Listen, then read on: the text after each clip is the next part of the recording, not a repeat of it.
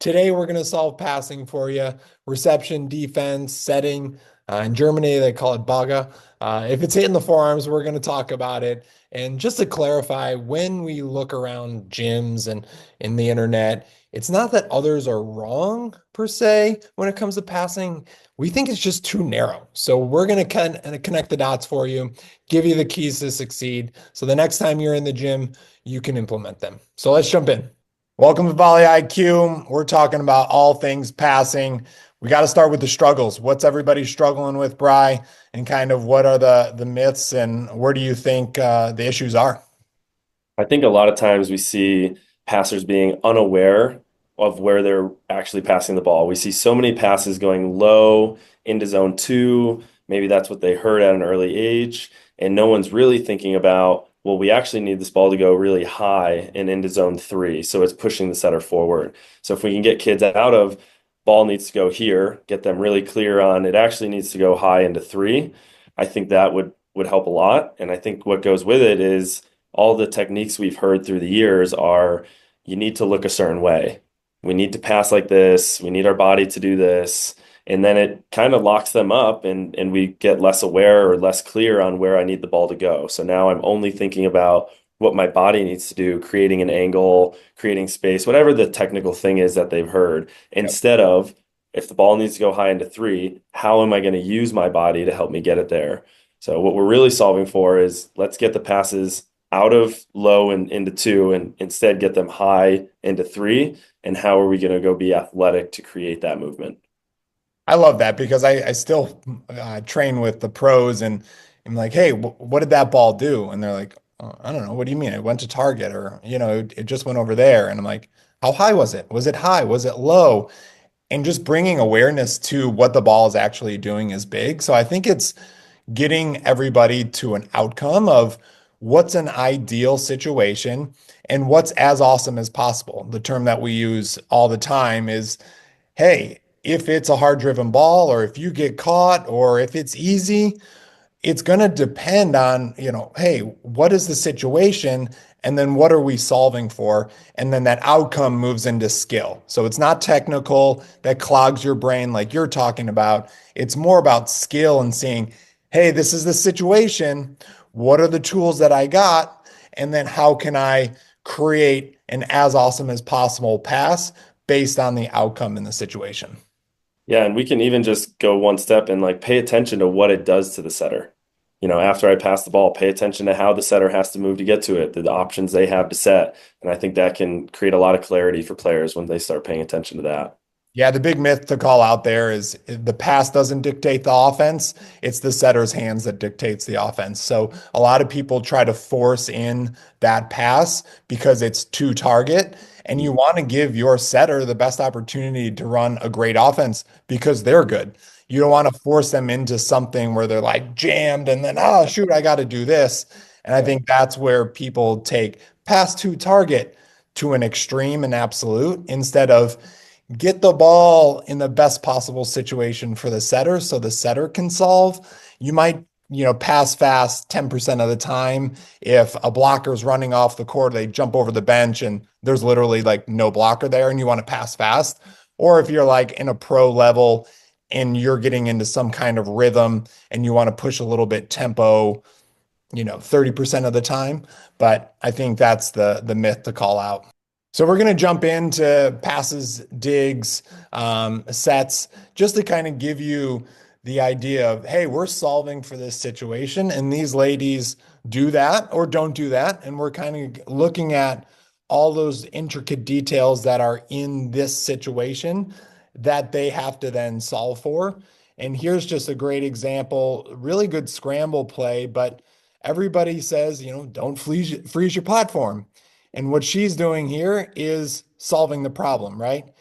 Ball's a little bit softer. There's no energy behind the ball. So if there's no energy from the ball, there has to be energy from the legs and the arms. But she wants to solve once she sees this, go, hey, ball's coming from that direction. I'll try to get to the outside in theory. But then she's taking all of that information and then getting it into a good space and not solving with the legs because then the legs would not give the trajectory. She's solving with the legs to get solid. So maybe like 30% legs here, and then 70% arms. And she's really creating a good trajectory and outcome Yeah.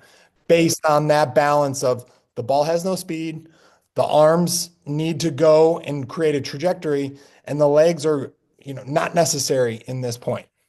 Yeah, in my mind, she's going into this play like as soon as she sees that happen, and she knows she needs to get the ball high, and she knows what she wants it to look like. Yep. Yeah, right there. Yeah, I love that high. It's just like you get that little feeling of what does this play need? Yeah. And then that automatically in the timeline goes, here's the situation. What does it need? And then you can see her kind of process. And then she solves with the best of her ability. I like it.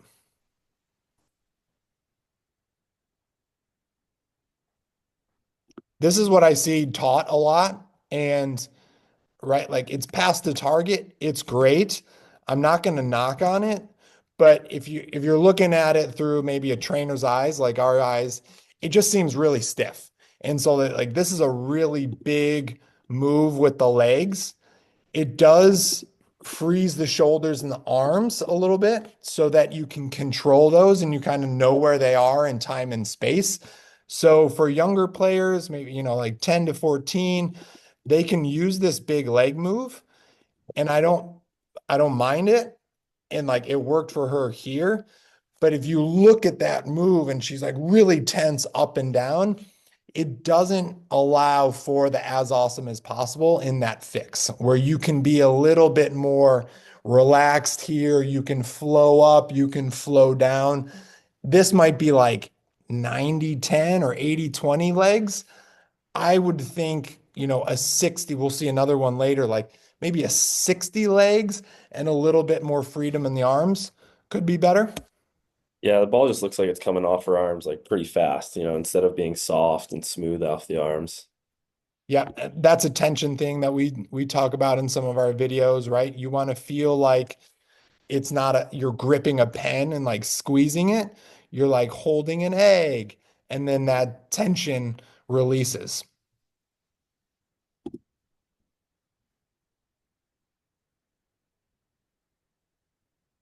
Here's another one where it's like a great solution, even though like no one's going to teach this. Like off the tape, she has to get low to get that ball high on her chest. And then she's kind of got to like then pop and create some tension because that ball's super low. She doesn't have strength.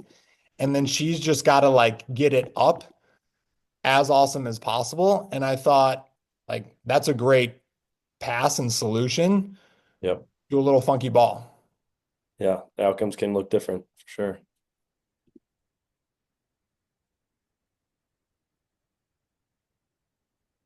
Here's one where, all right, our middle's doing work. So I love this. I love the freedom. That's the tension piece that you mentioned. Like her arms right here are really loose. You can see them break. Yep. She might be because she's a middle trying to fix with those like wrists and stuff because she's not certain and she's like not confident. But for me, if we're talking about that tension piece, I like how they're breaking and I like how they're like creating a little bit more touch on the ball. And then here the call out is this is like 99% arms and like 1% body. And again, it's just like creating this idea of, a junior might be like squatting in this position and like really trying to use their legs. I think when I played overseas, all the middles to the oppos to the passers and setters, they are so good at tennis, going over and like manipulating the ball and being creative. In America, it's like we're so rigid and we cannot understand that like the arms can swing and like Right. you can do different stuff.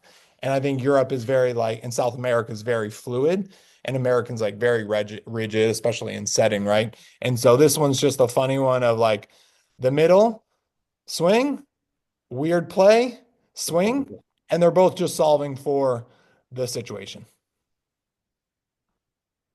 Not trying to look a certain way all the time. Yeah, exactly. Here's the 60, the 40 that I kind of talked before, right? Kind of still jams, not her, but like jams the passer up. There's a little bit more freedom here, little less tension. You can see how that arm really creates this beautiful space right here. And then that allows for like a 60-40. So like, boom, arms a little bit more engaged. Um, I would go maybe a little bit more arms here because of the location. To your point, like, what does the ball do to the setter? Well, this ball is bringing the setter off to the 10-foot line. If it was me and I was just being a little pickier, like this is better than the one before that we saw, but I would go instead of this jump here, I would have opened that door and created more space so Yeah. that I really swung and almost finished the arms up here at like a 45. This is more like a 10-degree angle, like 45. And that would have been as awesome as possible, a better fix. And then I don't think the setter's on the run. Yeah. Yeah. Using our body just to create that, again, the high trajectory into three that we need. So it's here. And then, right now it needs to be don't get behind the ball because I'm beat. A lot of players are like, shuffle behind the ball, use your feet, get to the ball. Right now, she's to the ball because if it's anywhere beyond this seam, it's the other girl's ball, right? If it's in this seam and to her, she can easily reach out with her arms. And so right now, she's there. But in her maybe like overtrained mind, she's like, get the hips closer. But then you don't have that angle because the hips are closer. You really need to create more space here. And that would have been a move getting this left hip to come back instead of moving it to the side closer to the ball and jamming herself up. Then we can be super picky about, hey, that ball should have been 10 feet better. Yeah. But again, solid pass, better than the one before because she was just a little bit more free.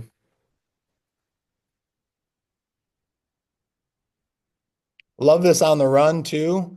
Um, Setters, liberos, like that's the trajectory that we want, right? So once you find that balance of, 60%, 40%, like what's the ball doing? Like really being creative with that trajectory high because she's running and she's like right here, she knows what she wants to do. And she's Yeah. like, man, this has to be high inside the court. And then she takes the last lunge jump frolic. And then that frolic really gets those arms in a great spot. And then if I'm the outside attacker, ooh, I would have crushed that, but that's neither here nor there. But here we Swipe. go. Or so yeah, just like been a little bit more creative. Here we go. Defense. This is where the as awesome as possible comes in. Right here, split step. All right. Now you have to know right here, you get beat. This is where, all right, the outcome, all right, I need to dig it. And then something just feels off. Like this is going to be tracking me a little bit deeper. So this is a -1 for me. It's not a 0 and it's not a +1 in front of me. It's behind me. So -1, open up. And if I'm -1 and I'm beat, I go up. I go trajectory high. This is a great dig at 15 feet. I think she's trying to go like and actually pass this. You can see how, all right, split step. And then now she's shifting in here like it's a serve receive ball. Yeah. In defense, you don't have enough time. So she should have been boom, split step, butt freezes, creates the open door. So she should have been here a little bit, like on still on here. And then it would allowed her to then create that space and then go up. But you can see that she's kind of like passing here. Yeah. And we really want to be as awesome as possible. And in that timeline, even if it's late, really fixing. Yeah, again, I think it goes into just letting players athletically solve that issue. How can I get this ball back high into the middle? Not perfect. I think like, and a lot of players are just trained, right? Like that looks like a trained move. Like this is how you pass a ball. Right. But what we're going in this is like passing, serve, receive, defense, setting. They're all like ball control passing, Yep. but you got to learn how to manipulate your body and not just do like one thing. Yep. And then here's another like jammed up play. Move our faces a little bit here. And then she's jammed, and that's like the stiffness that you're talking about. And then this is the reaction to from the setter, right? Is Yep. this is what we see a lot. And passers are like, "Ooh, it went to target." Yep. It was We like score. one. Yeah. It's super hard and it's super fast and it like surprises the setter.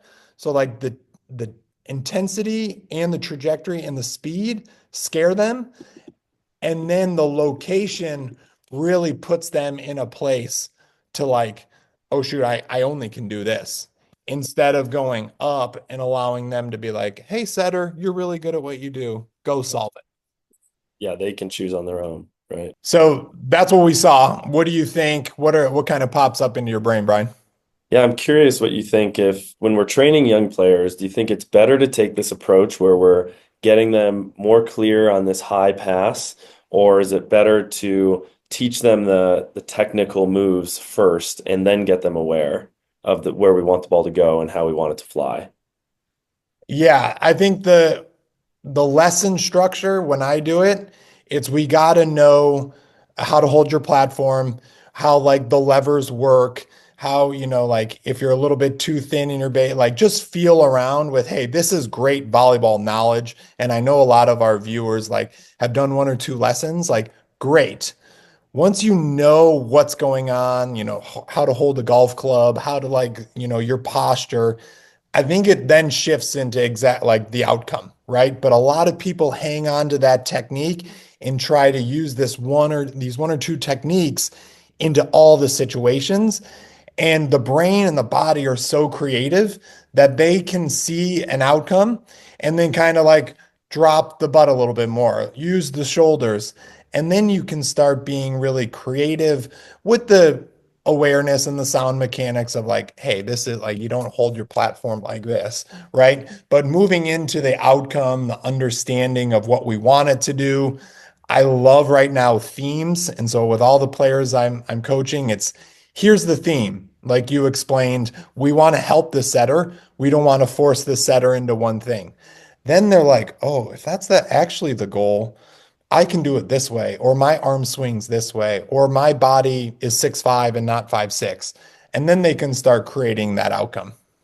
Yeah, and we can always show them through film, of certain situations. This is what professionals do to create a good outcome in this situation, and then get them to try to recreate something similar. But I find that even when I'm doing lessons with younger players, the sooner we get their mind thinking about a clear outcome, the sooner their body starts creating more athletic movement. And then we kind of give them feedback, show film, their own or others to get them to make maybe different moves or explore different ways to get the ball somewhere.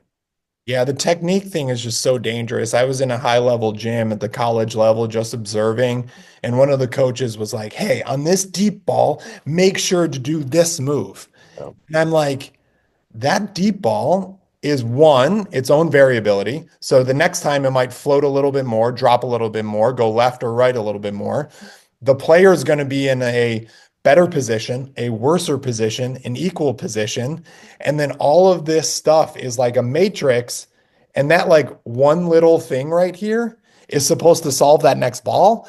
It's like, no, hey, you did this. Show them what they did. yeah. Show them what other players do and give them exposure to, hey, maybe you can, do this. Or maybe if you're faster, if you feel stronger, like give them exposure. But there's no way they take that one technical thing and then apply it to that matrix I just explained. Yeah, every situation, whether it's defense, serve, receive, like each ball is a little bit different. So if we get them trying to make the same move for every ball, I don't think it makes players very successful. Yeah.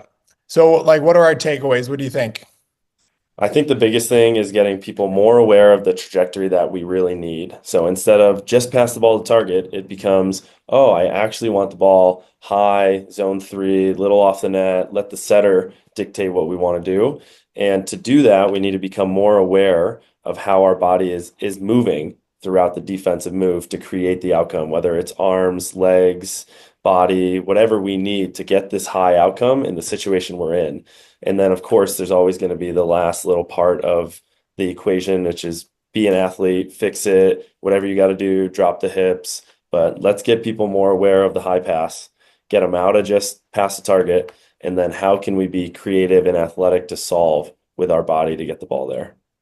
Yeah, and sometimes it's not a high pass, and like to kind of break completely what you said, but Yeah. also just make sure the viewers know like sometimes it has to be a little bit lower because you're jammed up. Like just something as awesome as possible. What the ideal situation is. We saw all these ladies kind of be like, this is what the play needs, and Yep. having that clear outcome, and then treat it all like an equation, right? The ball's coming super fast. You don't need a lot of arms. You don't need a lot of legs. Sometimes you're just going to try to absorb it so that you take energy off the ball. And then you with this equation, you're matching the ball, your body, your legs, your arms, and the fix and going, this is what I think. And I think that's the solution and that's the equation that players need to get to instead of don't freeze your platform. Yeah. And yeah, okay, coach. Yeah, this stuff can be hard because you're going to hear a lot of things from your coaches, but you have to go find your own way to be athletic, creative, watch what the pros are doing, but just try this stuff out and watch what other people are doing to see what they do with their body.